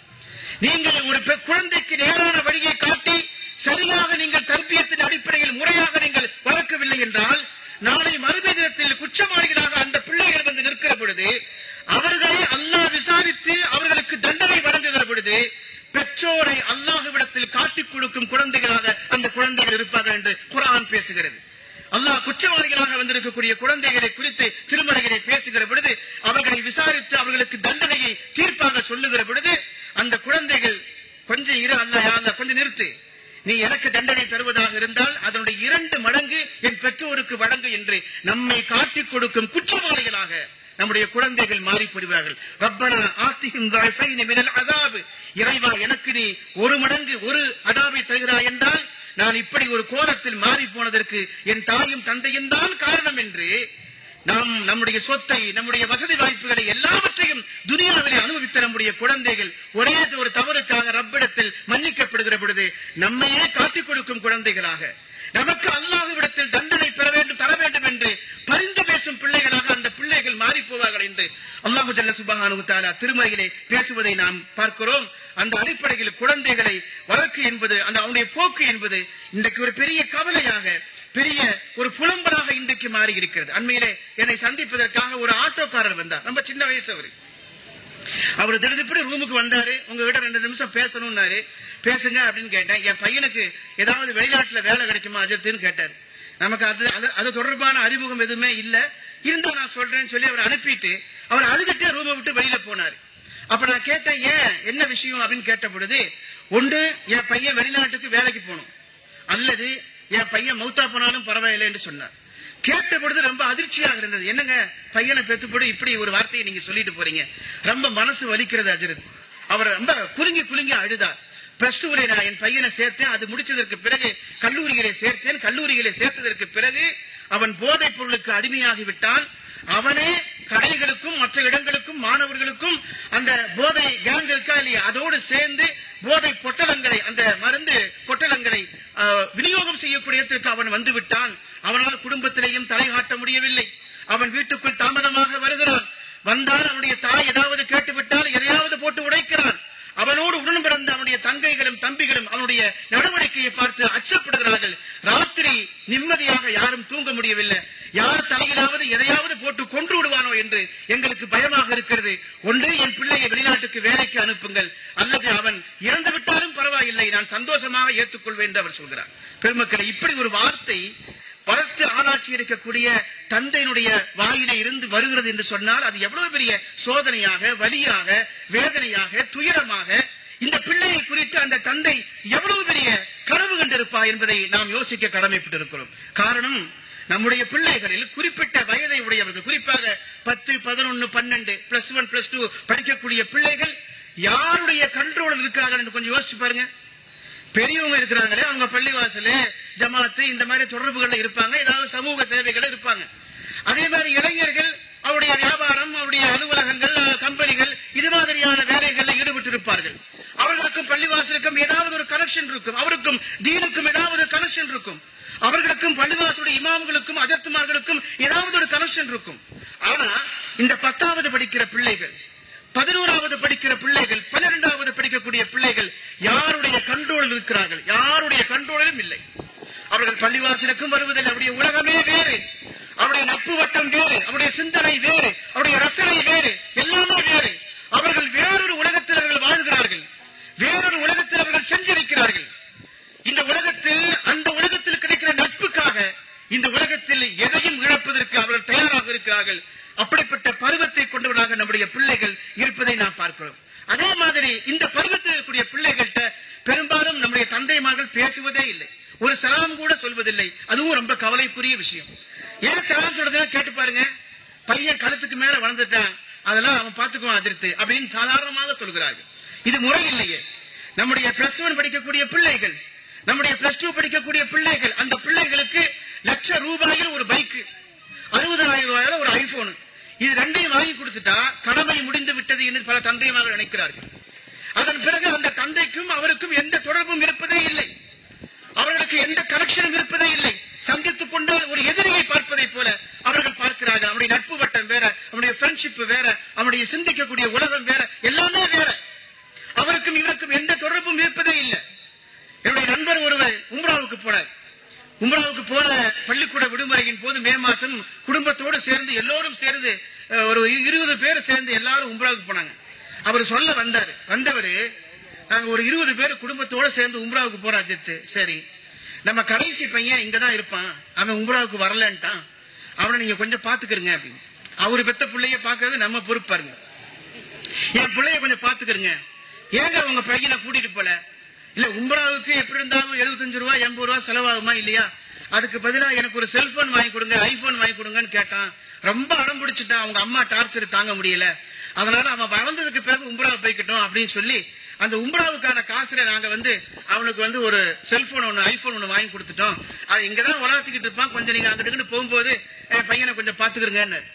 அவன் அவங்க வாப்பாவும் உம்மாவும் குடும்பத்தவர்களும் உம்ராவிலிருந்து திரும்பி வருகிற வரைக்கும் அவன் களத்திணையில உட்கார்ந்து 4 பேர் 5 பேரோட சோர்ந்து மொபைல பாத்துக்கிட்டே இருக்கிறான். என்ன பாக்குறான்? காப்பத்துள்ளால எப்படி சுதகி தொழுகிறான பாத்துட்டு இருப்பான். அவன் எதை பார்க்கிறான் என்று கேட்க முடியாதவற்றை பார்த்துக் கொண்டிருக்கிறான். ஏப்பா இதை பார்க்கிறாய் என்று நாம் கேட்க முடியாதவருக்கு நாம் கேட்பதற்கு கூச்சப்படுவதை கடைத்திண்ணையிலே உட்கார்ந்து அவன் பார்த்துக் கொண்டிருக்கிறான். பெருமக்களை, நம்முடைய குழந்தைகளுக்கு ஒரு பைக்கும் ஒரு செல்போனும் வாங்கி கொடுத்த உடனே நம்முடைய கடமை எல்லாம் முடிஞ்சு போச்சு என்று நாம் நினைக்கிறோம். நம்முடைய குழந்தைகளுக்கு அதுவும் இன்றைக்கு வரக்கூடிய இன்ஸ்டாகிராம் தலைமுறையினருக்கு பெற்றவர்கள் தாயும் தந்தையும் ஃப்ரெண்டாக நண்பராக இல்லை என்று சொன்னால், நாம் நம்முடைய குழந்தைகளுக்கு நண்பனாக தோழனாக இல்லை என்று சொன்னால், அவர்கள் நம்மை விட்டும் நம்மை உதறி செல்வதற்கு அவர்களுக்கு ஒரு லைக் போதும், ஒரே ஒரு லைக் போதும். உங்க வாப்பா உமாவை விட்டுட்டு வாப்பா, உனக்கு நான் ஒரு 5 ஏக்கர் எழுதி தரேன் அப்படின்னு சொல்ல வேண்டிய அவசியமே இல்லை. எனக்கு சிட்டியில ஒரு பெரிய கடை இருக்கிறது 2000 ஸ்கொயர் ஃபீட்ல, உங்க வாப்பாவை உமாவை உதறி எரிஞ்சிட்டு வந்துரு, இந்த 2000 ஏக்கர் ஸ்கொயர் ஃபீட் கடையை உன் பேர்ல எழுதி வச்சுக்கிறேன் அப்படின்னு சொல்ல தேவையில்லை. அவன் பயன்படுத்தக்கூடிய சோசியல் மீடியாவின் வழியாக அவனுக்கு ஒரு லைக் கிடைத்தால் போதும். அவன் உறங்கும் பொழுது குட் நைட் டார்லிங் என்று சொல்லக்கூடிய ஒரு வார்த்தை போதும். அவன் நீண்ட காலம் அவனை பெற்று வளர்த்திருக்கக்கூடிய தன்னுடைய பெற்றோரை ஒரு நிமிடத்தில் உதறி எறிந்து விட்டு போவதற்கு அது ஒன்று போதும் என்பதை நாம் கவனத்தில் கொள்ள கடமைப்பட்டிருக்கிறோம். பெருமக்களே, அவ்வளவு ஒரு சோதனையான காலகட்டத்தில் வாழ்ந்து இருக்கிறோம். நம்முடைய பிள்ளைகளின் முதல் நண்பனாக நாம் இருக்க வேண்டும், தந்தை இருக்க வேண்டும், தாய் இருக்க வேண்டும். அதுவும் நம்முடைய தாய்மார்கள் குழந்தைகள், பெண் குழந்தைகள் விஷயத்தில் ரொம்பவும் அக்கறை செலுத்த முடியாமல் ரொம்ப அலட்சியமாக இருப்பதை பார்க்க முடியும். பெண் குழந்தைகள் ஓடி போவதற்கு இன்றைக்கு அது ஒரு பெரிய பிரச்சனையாக இருக்கிறது. சமூகத்தின் மானத்தை வாங்கக்கூடிய பெரிய தலையணியாக அது மாறி இருக்கிறது. நம்முடைய பெண் குழந்தைகள் ஓடி போவதற்கு தந்தைக்கும் தாய்க்கும் தெரியாமல் ஒரு மறைமுகமான வேறொரு தொடர்பில் அவர்கள் இருப்பதற்கு பிரதான காரணமாக இருப்பது தாய்மார்கள் தான். தந்தைமார்களுக்கு பெரும்பாலும் அது தெரிவதில்லை. அவங்க ஏதாவது வேலை, கடகண்ணி, வியாபாரம், சரக்கு எடுக்கிறது அப்படி இப்படின்னு சொல்லி வெளியில அவங்க காலையில எந்திரிச்சு இருந்து ராத்திரி வரைக்கும் அந்த இதிலேயே இருப்பார்கள். ஆனால் ஒரு தாய் எளிதில் ஒரு மகளுடைய நடவடிக்கைகளை கண்காணிக்க முடியும். அவருடைய பேச்சு, அவருடைய உளறல், அவள் திடீரென்று அவருடைய சிரிப்பு, எல்லாவற்றையும் ஒரு தாய் கண்காணித்துக் கொண்டே இருப்பாள். அவளுக்கு தெரியும், நன்றாக தெரியும். ஏதோ ஒரு சந்தர்ப்பத்தில் அந்த தாய் மகளுடைய நடவடிக்கைகளை கண்காணித்து என்ன இப்படி நடந்துக்கிற, என்ன செய்தி என்று கேட்கிற போது தன்னை அறியாமல் அவள் சொல்வாள், எனக்கு ஒரு பாய் ஃப்ரெண்ட் இருக்கிறார் அப்படின்னு. அப்படி தெரிஞ்சதற்கு பிறகு இவன் என்ன செய்யணும்? இந்த தாய் ஒன்று அவளை கண்டிக்க வேண்டும், அவளுக்கு அறிவுரை சொல்ல வேண்டும். ஆனால் அறிவுரை சொல்லும் இடத்திலேயும் கண்டிக்கும் இடத்திலேயும் அவள் தன்னுடைய சுதந்திரத்தை இழந்துவிட்ட காரணத்தினால் மகனுக்கு அவளே பக்கத்துணையாக இருக்கிறார். கணவனுக்கு தெரியாமல் அந்த நெருப்பை இவரே ஊதி வளர்த்துக் கொண்டே இருக்கிறார். ஒரு குறிப்பிட்ட காலம் வருகிற பொழுது அந்த தந்தைக்கு இந்த விஷயம் தெரிய வருகிற பொழுது அந்த தந்தை இடித்து போய் விடுகிறார். சமூகத்தில் ஒரு பெரிய பிரச்சனையாக இன்றைக்கு தலையெடுத்திருக்கிறது. இன்னைக்கு பாய் ஃப்ரெண்டு இதெல்லாம் மாறிடுச்சு. இப்ப கிரஞ்சுங்கிறான், கிரஷ்ங்கிறான், பெஸ்டிங்கிறான், என்னமோ சொல்றான். நீ ஆம்பளையா இல்லையா என்பதை விடவும் அதை எதை வைத்து அளக்கிறார்கள் என்று சொன்னால் boy friend, girl friend, bestie, boy bestie, girl bestie என்னமோ சொல்றாங்க. எல்லாவற்றையும் இங்கே பேச முடியாத அளவுக்கு கூச்சமாக இருக்கிறது. இன்றைக்கு லவ் என்பது மாறி போய் டாக்ஸிக் லவ் என்று சொல்கிறார்கள். அதனுடைய விரிவாக்கத்தை நான் இங்கே பேச முடியாது. தாய்மார்கள், குழந்தைகள் நிரம்ப இருக்கிறார்கள். அப்படி ஒரு உலகத்தில் நம்முடைய பிள்ளைகள் எளிதில் சிக்கிக் கொள்கிறார்கள் என்று சொன்னால் அவர்களுக்கு ஒரு லைக் போதும், ஒரே ஒரு லைக், ஒரு ஃபார்வர்டு மெசேஜ் போதும். நாம ராத்திரி நேரத்தில் நம்ம குழந்தைகளை தாலாட்டு பாடி ரசூலுல்லாஹ் மேல பாடல்கள் பாடி லா இலாஹ இல்லல்லாஹ் கலிமா சொல்லி நம்முடைய குழந்தைகளை எத்தனை வருஷம் தூங்க வச்சிருப்போம். அதெல்லாம் அவனுக்கு பெருசா தெரியாது, அவளுக்கு பெருசா தெரியாது. அவளுடைய மொபைல்ல குட் நைட் டார்லிங் என்று ஒரு வார்த்தை வந்துவிட்டால், அல்லது குட் மார்னிங் டார்லிங் என்று ஒரு வார்த்தை வந்துவிட்டால் அவள் அப்படியே மிதக்கிறாள். தன்னை சுற்றி இருக்கிற உலகத்தை அவள் மறந்து விடுகிறாள். தன்னுடைய சமூகத்தை, தன்னுடைய மார்க்கத்தை, தன்னை சுற்றி இருக்கக்கூடிய அக்கா தங்கைகளை, தம்பி தங்கைகளை, பெற்றோர்களை எல்லோரையும் மறந்துவிட்டு வேறொரு உலகத்தில் அவர் சந்திருக்கிறார். அந்த லைக் அதிகமாக எண்ணிக்கை கூட கூட அந்த ஃப்ரெண்ட்ஷிப்புடைய நடவடிக்கைகள் அதிகமாக என்றாவது ஒரு நாள் அந்த குழந்தை, அந்த பெண் குழந்தை தந்தையிடத்திலேயும் தாயிடத்திலேயும் சொல்லாமல் நன்றி கட்டத்தனமாக காவல் நிலையங்கள் வந்து நின்று கொண்டு நான் இவனைத்தான் திருமணம் முடிப்பேன் என்று பேசக்கூடிய ஒரு மோசமான காலகட்டத்தில் நாம் வாழ்ந்து கொண்டிருக்கிறோம். இந்த நேரத்தில் நான் திரும்பவும் சொல்கிறேன், தர்பியத் என்பது இபாதத். அதை குறித்து அல்லாஹ் நம்மிடத்திலே கேட்பான். அதை குறித்து நாம் அல்லாஹ்விடத்தில் பதில் சொல்லியாக வேண்டும். நாம் அவர்கள் பார்க்கக்கூடிய சினிமாக்கள், திரைப்படங்கள், அதில் வரக்கூடிய வசனங்கள், நம்முடைய இளையவர்கள், இளைஞர்கள் 10வது 12வது படிக்கக்கூடிய பிள்ளைகளுடைய வயதை ஒத்த கதாநாயகர்கள் பேசக்கூடிய வசனங்களை காது கொடுத்து கேட்க முடியவில்லை. எல்லா கதாநாயகனுக்கு சுத்தி ஒரு 4 நண்பர் இருப்பான், அறுக்கிறதுக்குன்னு ஒரு 4 நண்பர் இருப்பான். அவனுக்கு வேலை என்னன்னா, இவனுக்கு காதல் தூது போவது வேலை. எங்காவது காதல் கைகூடவில்லை, அப்பாவுக்கு தெரிந்து விட்டது என்று சொன்னா என்ன வசனம் பேசுறான் தெரியுமா? இந்த அப்பனுங்களே இப்படித்தான், அவனும் காதலிக்க மாட்டான், நம்மளையும் காதலிக்க விட மாட்டான்றான். நண்பன் சொல்லுகிறான், அந்த கதாநாயகன் சொல்லுகிறான். அவள் தாயாக இருக்கும் பட்சத்தில் அந்த தாயிடத்தில் இந்த கதாநாயகன் சொல்லுகிறான், இந்த பாரு இப்படியே பேசிட்டு இருந்தேன்னு வச்சுக்க, அவன் கழுத்து எரிச்சு கொன்றுவேங்கிறான். இந்த படத்தின் வசனங்களை பார்த்து விட்டு வீட்டுக்குள்ளே வருகிற, அதனால் பாதிக்கப்பட்ட ஒரு பிள்ளை தன் தந்தையை பார்க்கிற பொழுது அவனுக்கு என்ன ஞாபகத்திற்கு வரும்? தந்தை அவனுக்கு தோழனாக தெரிய மாட்டான், வில்லனாக தெரிவான். இவனும் நமக்கு வில்லன் தான் இந்த அப்பன் என்று பேசக்கூடிய ஒரு மோசமான உலகத்தில் நாம் இன்றைக்கு வாழ்ந்து கொண்டிருக்கிறோம். அதனால் நம்முடைய பிள்ளைகளுக்கு நாம் தான் நண்பனாக, தோழனாக இருக்க வேண்டும் என்பதை நாம் புரிந்து கொள்ள வேண்டும். நாம் அதை கவனிக்காத பட்சத்தில் நம்முடைய பிள்ளைகள் நம்மை ஒரு நிமிடத்தில் ஒரு லைக்கில் உதறிவிட்டு மிக வேகமாக ஓடிப்போய் விடுவார்கள். நம்ம அந்த ஆன்மீக ஒரு உலகம் இருக்கா இல்லையா, அதுக்குள்ள நம்ம போயிட்டோம்னா நமக்கு மனைவியை பத்தி அக்கறை இல்ல, நம்ம பிள்ளைகளை பத்தி அக்கறை இல்ல, அவங்க சாப்பிட்டாங்களா, அவங்க தூங்குனாங்களா, எதை பத்தியும் அக்கறையே இல்ல. அப்படி ஒரு தந்தைமாவுடைய உலகம் இருக்கிறது. கொஞ்சம் தக்குவா, நான் வெளிப்படையாக பேசுகிறேன், கொஞ்சம் தக்குவா முத்திருச்சுன்னா குடும்பத்தை பத்தி கண்டுக்கவே மாட்டார். பள்ளிவாசல், இபாதத்து அப்படியே போயிடுவார். பையனை பார்த்தா பையனை ஒரு பெரிய விரோதி மாதிரி பார்ப்பாரு. கொஞ்சம் தாடி கொஞ்சம் பெருசா வளர்த்துட்டா வச்சுக்கிறேங்க, அவ்வளவுதான், எல்லாருமே விரோதி ஆயிடுவாங்க. வீட்டுக்கு வருகிற பொழுதே ஏதோ காவல்துறை அதிகாரியை போல, ஒரு மிலிட்டரி ஆசாமியை போல வீட்டுக்குள்ளே வருவார். இந்த நடைமுறைக்கு ரசூலுல்லாஹ்வுடைய சுன்னத்து அல்ல என்பதை நாம் புரிந்து கொள்ள வேண்டும். இது வெறும் நடிப்பு, வெறும் ஆக்டிங். நம்மை சார்ந்திருக்கிற பெருமக்களை புறக்கணித்து விட்டு அப்படி ஒரு தீனுடைய வாழ்க்கை என்பது இல்லை. தந்தைமார்களை நீங்கள் யோசித்து பாருங்கள்.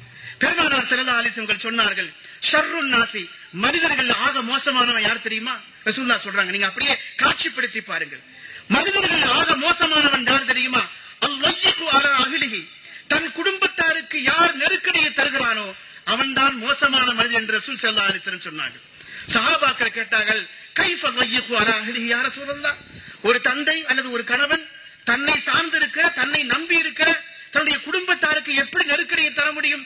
நெருக்கடி என்று சொன்னால் மன நெருக்கடி, நெருக்கடி என்று சொன்னால் டென்ஷன், நெருக்கடி என்று சொன்னால் டிப்ரெஷன்.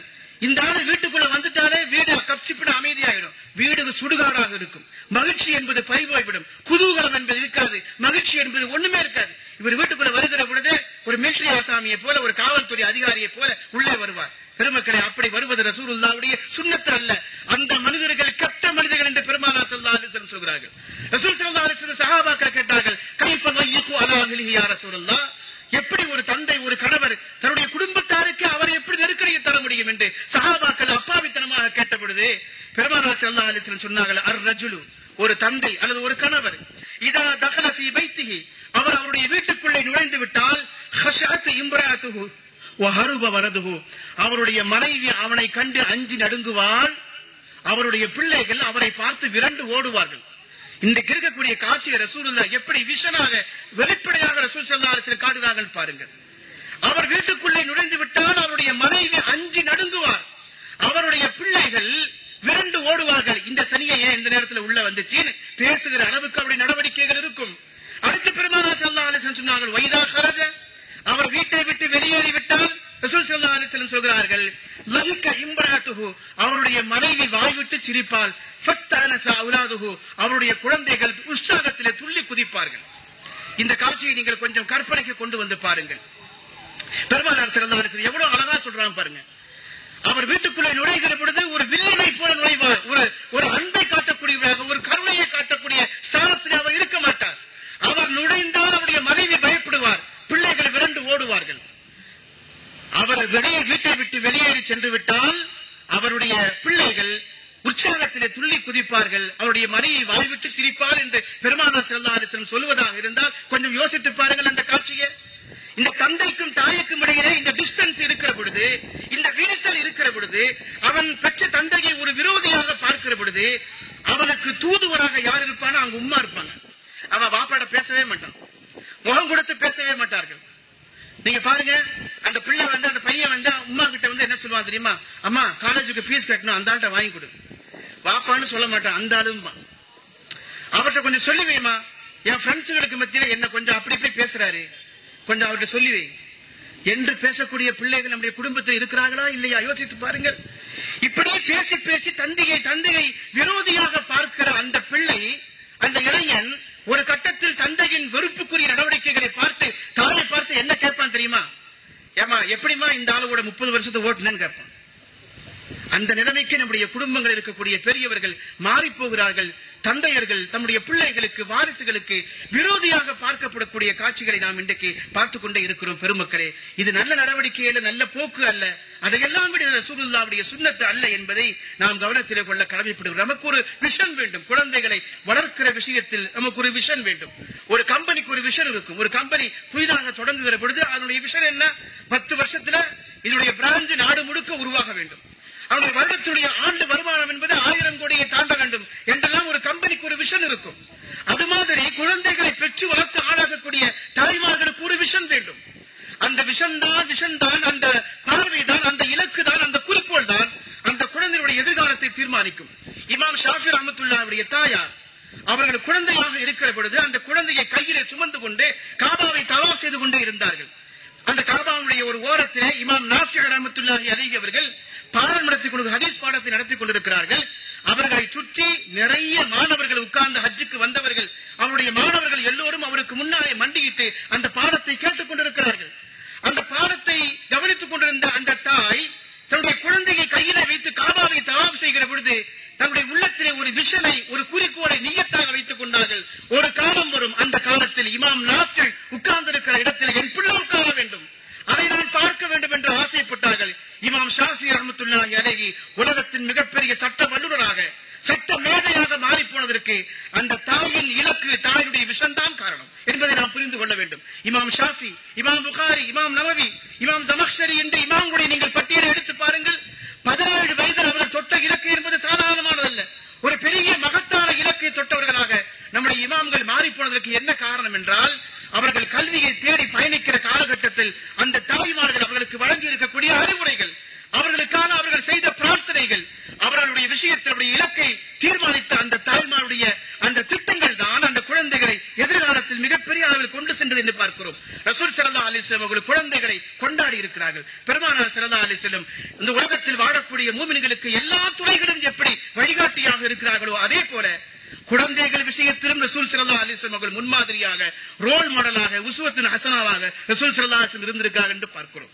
ரசூல் ஸல்லல்லாஹு அலைஹி வஸல்லம் அவர்கள் அந்த ஹஸன் ஹுசைன் ரலியல்லாஹு தஆலா அன்ஹுமா 2 பேரையும் தோளிலே உட்கார வச்சு எப்படி எல்லாம் விளையாடினாங்க நம்ம ஹதீஸ்ல படிக்கிறோமா இல்லையா?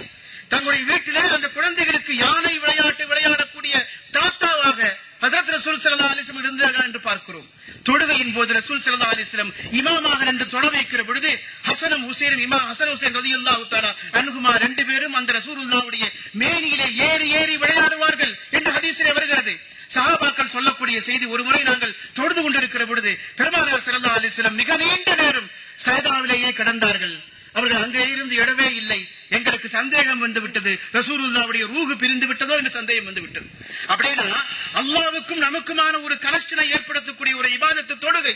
அந்த தொழுகையில் மிக முக்கியமான சுஜூதில் இருக்கிற பொழுது இந்த இரண்டு குழந்தைகளும் தங்களுடைய தோள் மீது ஏறி விளையாடுவதை, அவர்களாக இறங்குவதை பெருமானார் ஸல்லல்லாஹு அலைஹி வஸல்லம் இறங்கும் வரை காத்திருக்கிறார்கள் என்று நாம் பார்க்கிறோம். அப்படி என்றால் அந்த குழந்தைகளுக்கும் ரசூலுல்லாஹ்வுக்குமான பாண்டிங், அந்த அட்டாச்மெண்ட் எப்படிப்பட்டது என்பதை நாம் புரிந்து கொள்ள வேண்டும்.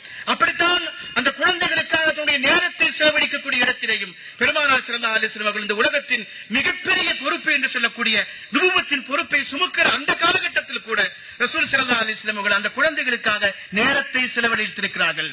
இந்த இடத்தில் நான் இன்னொரு செய்தியை நான் சொல்ல கடமைப்பட்டிருக்கிறேன். ரசூல் ஸல்லல்லாஹு அலைஹி வஸல்லம் அவர்களை குறித்து கிட்டத்தட்ட 5 லட்சத்திற்கும் அதிகமாக புத்தகங்கள் வெளியாகி இருக்கிறது என்று டாக்டர் ஸ்பிரிஞ்சர் என்று சொல்லக்கூடிய ஒரு ஜெர்மனிய ப்ரொஃபசர் சொல்கிறார். இவர் சொல்லக்கூடிய இந்த புன்வடி இந்த புள்ளி விவரம் கிட்டத்தட்ட 30 ஆண்டுகளுக்கு முன்பானது. 30 ஆண்டுகளுக்கு முன்பு அவர் சொன்ன செய்தி ரசூல் ஸல்லல்லாஹு அலைஹி வஸல்லம் அவர்களை குறித்து கிட்டத்தட்ட 5 லட்சத்திற்கும் மேற்பட்ட ஆய்வு நூல்கள் வெளியாகி இருக்கிறது என்று ஜெர்மன் நாட்டை சேர்ந்த டாக்டர் ஸ்பிரிஞ்சர் சொல்கிறார். ரசூலுல்லாஹ்வுடைய அணுகுமுறை எப்படி இருந்துச்சு, குழந்தைகள்ட்ட எப்படி நடந்துக்கிட்டாங்க, மனைவிகளிடத்தை எப்படி நடந்துக்கிட்டாங்க, வெளிநாட்டு தூதுவர்கள் வருகிற பொழுது எப்படி நடந்துக்கிட்டாங்க, போர்க்களத்தில் எப்படி நடந்து கொண்டார்கள், பள்ளிவாசல் எப்படி நடந்துக்கிட்டாங்கன்னு தனித்தனியாக ரசூலுல்லாஹ்வை குறித்த ஆய்வு புத்தகங்கள் இன்றைக்கும் வெளியாகி கொண்டே இருக்கிறது. அதுல ஒரு புத்தகம் ரசூலுல்லாஹ்வுடைய எல்லா அணுகுமுறைகளையும் மனோதத்துவ அடிப்படையில் அந்த மெத்தடில் பேசக்கூடிய புத்தகமாக அந்த புத்தகம் வெளியானது. அந்த புத்தகத்துடைய தலைப்பு எனக்கு பறந்து போய்விட்டது. அந்த புத்தகத்திலே ரசூலுல்லாஹ்வுடைய எல்லா அணுகுமுறைகளுக்கு பின்னாலும் ஒரு மனோதத்துவ அணுகுமுறை இருக்கிறது என்பதை அவர் மேற்கோள் காட்டுகிறார். நிறைய சம்பவங்களை பேசுகிறார். ஒரு சந்தர்ப்பத்தில் அவர் சொல்கிறார், என்னை வியந்த சம்பவங்கள் 3 செய்திகள் இருக்கிறது. அவர் சொல்றது நூலாசிரியர் சொல்கிறார், ரசூலுல்லாஹ்வுடைய அணுகுமுறைகள் நான் வியந்த 3 இடங்கள் இருக்கிறது. ஒன்று, நபிகள் நாயகம் ரசூல் ஸல்லல்லாஹு அலைஹி வஸல்லம் அவர்கள் ஒரு முறை பயணத்தை மேற்கொள்கிறார்கள். அப்படி பயணம் மேற்கொள்வதற்காக ஒட்டகத்திலே ஏறப்போகிற பொழுது ஒரு கிராமவாசி, யா முஹம்மத் மல் இஸ்லாம், முஹம்மது கொஞ்சம் நில்லுங்க, இஸ்லாம் தான் என்ன சொல்லிட்டு போங்க அப்படிங்கிறார். ரசூலுல்லாஹ் யாரு, அவங்க அந்தஸ்து என்ன, அவங்க தரஜா என்ன, இதெல்லாம் தெரியாத அந்த கிராமவாசி புதிதாக ஒரு நபி வந்திருக்கிறார், புதிதாக ஒரு மார்க்கம் இங்கே சொல்லப்படுகிறது, பேசப்படுகிறது என்று தெரிந்து ரசூலுல்லாஹ்விடத்தில் வந்து இவர்தான் அந்த இறை தூதர் என்று புரிந்து கொண்டு அவருக்கு தர வேண்டிய உரிய மரியாதையை தராமல் அந்த எளிய கிராமவாசி பேசுகிற பொழுது மல் இஸ்லாம், இஸ்லாம் தான் என்ன சொல்லிட்டு போங்க அப்படிங்கிறாரு. நாமளாக இருந்தா என்ன சொல்லுவோம், நான் இப்ப எங்க புறப்பட்டு இருக்கேன்னு தெரியுதா, கேட்கிற நேரமா இது, கொஞ்சம் பிறகு வந்து கேளு, சாயங்காலம் வந்து கேளு, 6 மணிக்கு மேல வா, விசிட்டிங் டைம்ல வந்து கேளு, இதெல்லாம் சொல்லுவோமா இல்லையா? பெருமானார் ஸல்லல்லாஹு அலைஹி வஸல்லம் அவர்களுக்கு இஸ்லாத்தையும் சொல்ல வேண்டும், நாகரிகத்தையும் கற்றுக் கொடுக்க வேண்டும். 2 செய்திகளை சொல்கிறார்கள். அத்தஅதீமு லி அம்ரில்லாஹ் வஷ்ஷஃபகத்து அலா ஹல்கில்லாஹ். பெருமானார் ஸல்லல்லாஹு அலைஹி வஸல்லம் இஸ்லாம் என்று சொன்னால் அத்தஅதீமு லி அம்ரில்லாஹ், அல்லாஹ்வுடைய உத்தரவுகளை மதிப்பது, அல்லாஹ்வுடைய படைப்பினங்கள் மீது இரக்கம் காட்டுவது என்று சொன்னார்கள். இந்த செய்தி எனக்கு ரொம்ப ஆச்சரியமாக இருந்தது. அந்த கிராமவாசியை விரட்டி விட்டிருக்கலாம் அவர், அதன் பிறகு வா என்று சொல்லி இருக்கலாம், இன்னொரு நேரத்தில் வந்து சந்தித்தால் விரிவாக பேசலாம் என்று சொல்லி இருக்கலாம். அப்படியெல்லாம் சொல்வதை விட ரசூல் ஸல்லல்லாஹு அலைஹி வஸல்லம் அவர்கள் போகிற அவசரத்தில் கூட இஸ்லாத்தை மிக எளிமையாக அவருக்கு புரியும் பாஷையத்தில் எப்படி சொல்ல வேண்டுமோ அப்படி சொன்னார்கள். இந்த இடத்தில் ரசூலுல்லாஹ்வுடைய அணுகுமுறை எனக்கு ரொம்ப வியப்பாக இருந்தது என்று சொல்கிறார். இது ஒரு செய்தி. இரண்டாவது அவர் சொல்கிறார், நபிகள் நாயகம் அவர்கள் 1க்கும் அதிகமான மனைவியரோடு வாழ்ந்திருக்கிறார். அந்த 1க்கும் அதிகமான மனைவியர்கள் ஒவ்வொருவரும் வெவ்வேறு கலாச்சாரத்தை சார்ந்தவர்கள், ஒவ்வொருவரும் வெவ்வேறு வயதை உடையவர்கள், பக்குவத்தை பெற்றவர்கள். சிறிய வயது பெண்மணிகளை இருந்து முதிய பெண்மணிகளை வரைக்கும் அவர் திருமணத்தை முடித்திருக்கிறார். ஆனால் நபிகள் நாயகம் ரசூல் ஸல்லல்லாஹு அலைஹி வஸல்லம் அவர்கள் தன்னுடைய 63 ஆண்டு கால வாழ்க்கையில் தங்களுக்கு ஏதேனும் பிரச்சனைகள் ஏற்படுகிற பொழுது, நெருக்கடி ஏற்படுகிற பொழுது, கஷ்டங்களோ துன்பங்களோ ஏற்படுகிற பொழுது, போர்க்களத்தில் தோல்விகளை சந்திக்கிற பொழுது எப்பொழுதும் எந்த மனைவியையும் பார்த்து இந்த பிரச்சனைக்கு நீதான் காரணம் சொன்னதே இல்லை. இந்த பிரச்சனைக்கு நீதான் காரணம், அவர்கள் பேச வருகிற பொழுது எனக்கு மூடு சரியில்லை என்று அவர் சொன்னதில்லை. எவ்வளவு அருமையான வார்த்தை பாருங்க. நாம இன்னைக்கு வழக்கமாக பயன்படுத்தக்கூடிய ஒரு வார்த்தை, சின்னதிலிருந்து பெருசு வரைக்கும் எல்லாரும் சொல்லக்கூடிய வார்த்தை, எனக்கு மூடு சரியில்லை. வீட்டுல இருக்கிற சின்ன குழந்தைய மனதைகிறேன், நாளைக்கு ஹோம்ஒர்க் இருக்குது, டிவி ஆஃப் பண்ணிட்டு வந்து படி, ஹோம்ஒர்க் பண்ணு, இல்ல சாப்பிடவான்னு கூப்பிட்டு பாருங்க, எனக்கு மூடு சரியில்லை, ஐ வில் கில் யூ, திரும்ப திரும்ப சொன்னா அவனை கொன்றுவேன் என்று அந்த சின்ன குழந்தை சொல்லும். ஒரு 5 வயசு 6 வயசு குழந்தை கூட மூடுனா என்ன நம்ம சொல்லி கொடுத்திருக்கிறோம். நம்ம பேசுறதை பார்த்து அந்த குழந்தை பேச பழகி இருக்கிறது. சின்ன குழந்தைகளை இருந்து பெரியவர்கள் வரை மூடு என்பதை அல்லது அந்த டென்ஷனாக நான் இருக்கிறேன், நான் ரொம்ப கோபக்காரன், நீ அப்புறமே வா என்றெல்லாம் சொல்லுவோமா இல்லையா? எனக்கு வியாபாரத்தில் தோல்வி ஏற்பட்டதற்கு நீதான் காரணம், இன்னைக்கு கடைக்கு போகிற பொழுது மூஞ்சில முடிச்சுட்டு போனால உருப்பிடுமா என்று பேசக்கூடிய எத்தனை பேர் இருக்கிறார்கள்? தந்தைமார்கள், கணவன்மார்கள் மனைவியுடைய முகத்தை பார்த்து அல்லது எழுத்த வீட்டுக்காரனை பார்த்து இந்த மாதிரி பேசக்கூடிய கணவன்மார்கள் இருக்கிறாரா இல்லையா? இவர் சொல்கிறார், எனக்கு ரொம்ப ஆச்சரியமான ஒரு செய்தி. ரசூல் ஸல்லல்லாஹு அலைஹி வஸல்லம் அவர்கள் தன்னுடைய மனைவியருடைய யாருடைய முகத்தை பார்த்தும் நான் கோபமாக இருக்கிறேன், எனக்கு மூடு சரியில்லை, இந்த பிரச்சனைக்கு நீதான் காரணம் என்று எந்த சந்தர்ப்பத்திலும் அவர் பேசியதே இல்லை என்று அவர் சொல்வதை நாம் பார்க்கிறோம். மூன்றாவது அவர் செய்தியை சொல்கிறார். அதுதான் இங்கே மேற்கோள் காட்ட வேண்டிய ஒரு செய்தி. ரசூலுல்லாஹ்வுடைய தோளின் மீது அந்த குழந்தைகள் ஏறி விளையாடினார்கள். பெருமானார் நினைத்திருந்தால் அந்த குழந்தைகளை தடுத்திருக்க முடியும். நான் தொழுகிற பொழுது நீங்க முதுகுல ஏறி விளையாடாதீங்க, தடுத்திருக்கலாமா இல்லையா? தொழுகை என்பது பெரிய விஷயம். தொழுகை என்பது ரப்புக்கும் நமக்குமான ஒரு கனெக்ஷன். அந்த நேரத்தில் டிஸ்டர்ப் பண்ணாதீங்க என்றெல்லாம் ரசூல் ஸல்லல்லாஹு அலைஹி வஸல்லம் அவர்களுக்கு சொல்லி இருக்க. ஆனால் பெருமானார் ஸல்லல்லாஹு அலைஹி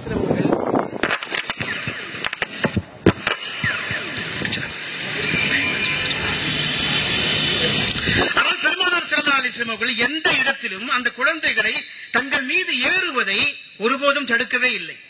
தொழுகையிலே அந்த குழந்தைகள் ஏறி விளையாடுவதை பெருமானார் ஸல்லல்லாஹு அலைஹி வஸல்லம் தடுத்திருந்தார். அவர் சொல்கிறார், அவர் தடுத்திருந்தால் அந்த குழந்தைகளுக்கு வெறுப்பு ஏற்படும். யார் மீது? தாத்தாவின் மீது அல்ல, தொழுகையின் மீது. மனதுக்கு நெருக்கமான எங்களுடைய தாத்தாவின் மீது ஏறுவதற்கு இந்த தொழுகை எங்களுக்கு தடையாக இருக்கிறது என்கிற காரணத்தினால் அந்த குழந்தைகளுக்கு வெறுப்பு வரும். தாத்தாவின் மீது அல்ல, தொழுகையின் மீது, இபாதத்தின் மீது என்று அந்த அறிஞர் சொல்லிக் காட்டுகிறார் என்று சொன்னால் நாம் யோசித்து பார்க்க வேண்டும். பெருமானாருடைய அணுகுமுறை எப்படி இருந்தது? குழந்தைகள் விஷயத்தில், மனைவி விஷயத்தில், பொது வாழ்க்கையில் ரசூல் ஸல்லல்லாஹு அலைஹி வஸல்லம் மிகச்சிறந்த ஒரு தலைவராக, மிகச்சிறந்த ஒரு ஆளுமையாக ஏன் உருவாகிறார்கள் என்று சொன்னால் அதற்கு பின்னாலே இந்த செய்திகள் எல்லாம் இருக்கிறது.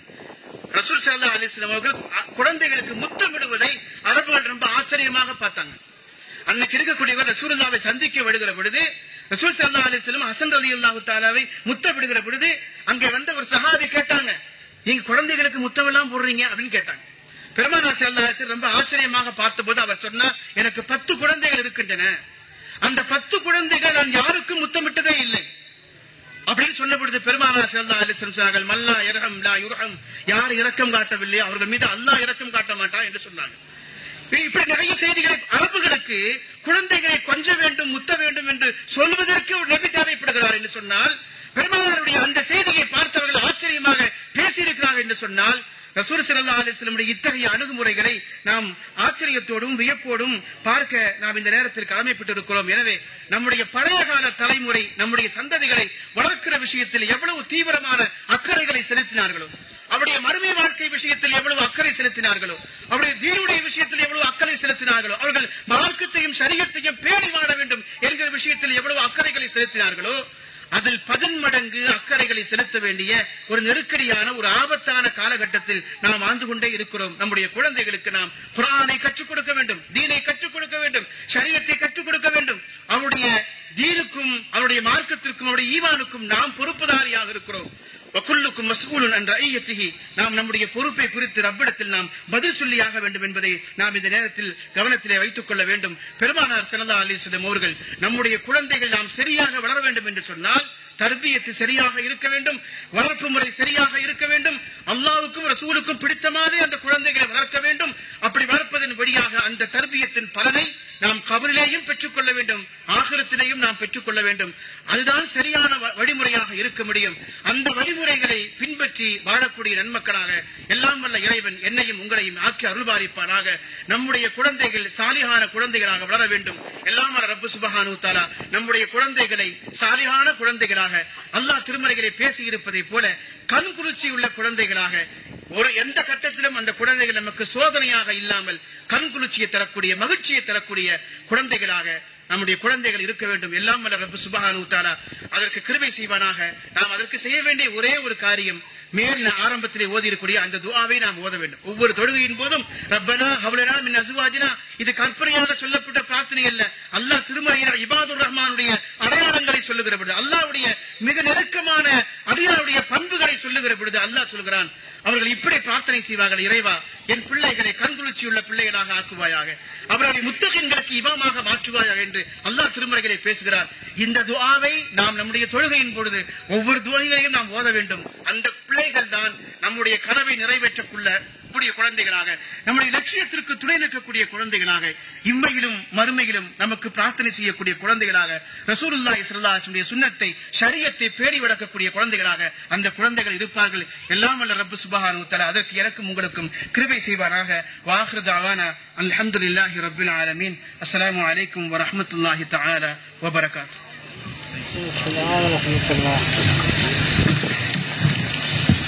அல்ஹம்துலில்லாஹ். அருமையானதொரு சிறப்புரை அல்லாஹ்வுடைய பேருள்ளை கொண்டு ஆலிம் பெருந்தகை அவர்களின் மூலமாக நமக்கு கிடைத்திருக்கிறது. அல்லாஹு தஆலா ஹஸரத் அவர்கள் சொன்னதின்படி அமல் செய்யக்கூடிய பாக்கியத்தை நமக்கு வழங்கி அருள் புரிவானாக. பேசிய ஹஸரத் அவர்களுக்கு அல்லாஹு தஆலா ஈருலக நன்மைகளையும் ஆஃபியத்தையும் வழங்கி அருள்வானாக என்று அவையோர் சார்பாக துவா செய்து கொண்டு அவசரமாக அவையை முடிக்க வேண்டிய ஒரு தருணத்திலே இருக்கிறோம். அதனால் அடுத்து ஒரு முக்கிய நிகழ்வு, அல்ஹம்துலில்லாஹ், நம்முடைய மஹல்லாவில் இதுவரையிலேயும் ஸலவாத்துக்காக வேண்டி